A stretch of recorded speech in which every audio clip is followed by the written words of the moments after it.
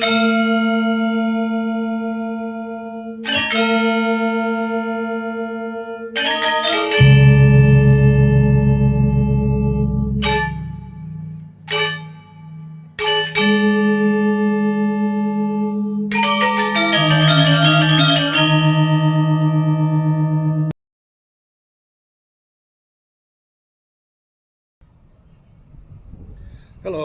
my name is Ian Nish, and I'm an adaptive phyconomist, a seaweed farmer. Adaptive phyconomy in tropical seaweed farms is an outstanding example of large-scale crop production developed from simple methods refined by farmers in the sea. Phyconomy is a branch of applied phycology. Phyconomy comprises systems of art, science, and technology applied to production systems that yield crops of algae. Marine phyconomy is mainly macroalgae and unmanaged flowing seawater. On the other hand, agronomy deals mainly with vascular plants in static managed soils. Adaptive phyconomy is a low-cost, low-control approach to seaweed farming. It is practiced where the biology of algal crops is poorly understood and/or where confounding variables render precision technologies impractical. Precision phyconomy is a high-cost, high-control approach to algal crop production. It is practiced where biology of algal crops is well understood and culture conditions can be comprehensively controlled. It's confounding variables that make adaptive phyconomy essential for ocean farming systems. For example, there are uncontrollable human variables, such as value chain issues and other factors such as vessels at sea that interfere with farming activities.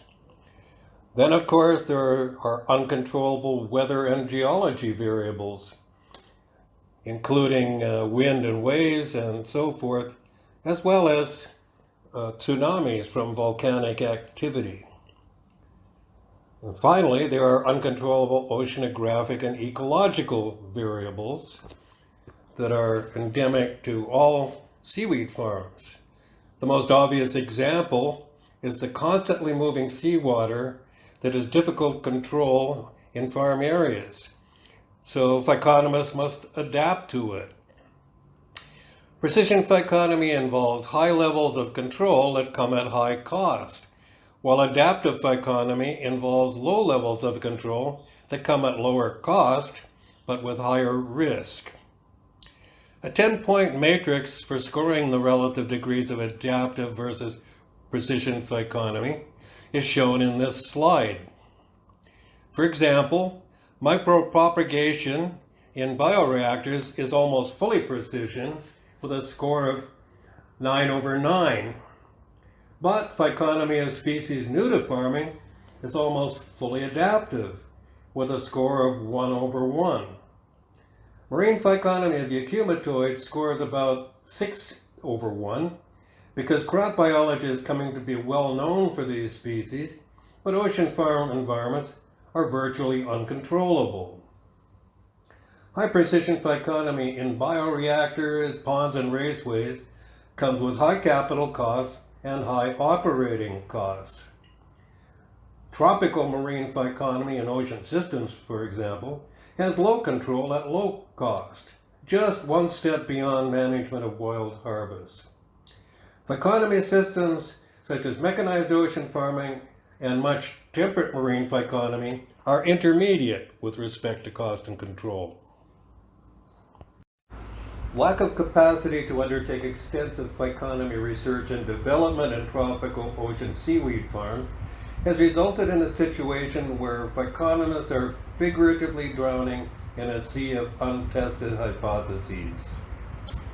Adaptive phyconomy resides in mindsets of farmers who rely on rules of thumb, evolved through experience from trial and error, also known as bricolage. The essence of precision phyconomy is results from rigorous scientific studies. Results are presented in peer-reviewed scientific literature or as information retained by scientific institutions. Phycotechnology based on such studies is implemented in commercial production systems.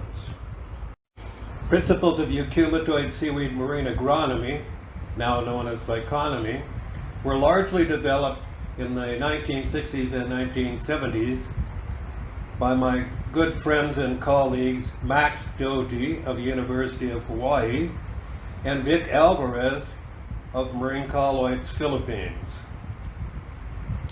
Principles and practices of adaptive management, on the other hand, were developed in the 1970s and through into the 1980s by my former thesis supervisor, Buzz Halling, and by a then young professor by the name of Carl Walters at the University of British Columbia in Canada.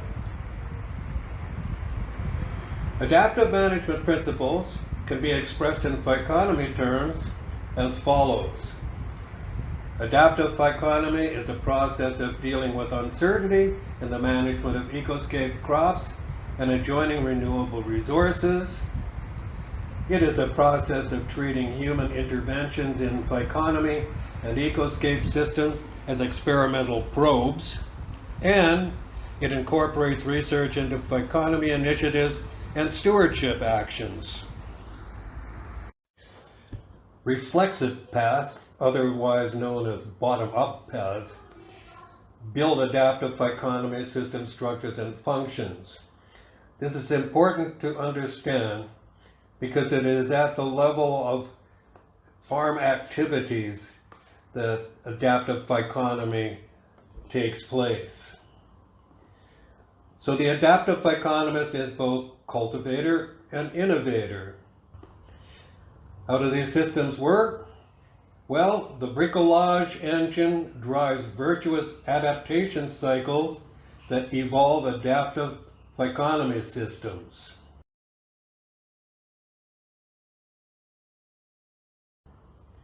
The farmer phyconomist monitors and manages farm units while providing crop care and keeping track of what other value chain stakeholders are doing.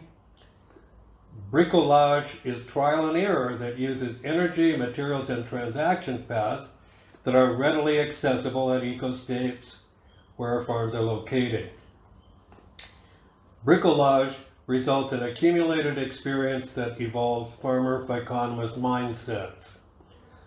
And virtuous cycles of innovation and adaptation result in adaptive solutions used to refine Phyconomy systems. Knowledge, information, tools, and solutions, called KITS for short, comprise the intellectual property of Phyconomy systems. Knowledge is a product of education and intellect. Knowledge enables facts to be utilized, tools to be used, and solutions to be implemented. Information comprises facts that enable effective use of knowledge in developing or obtaining tools and formulating solutions. Tools are conceptual devices and physical implements used to devise and apply solutions.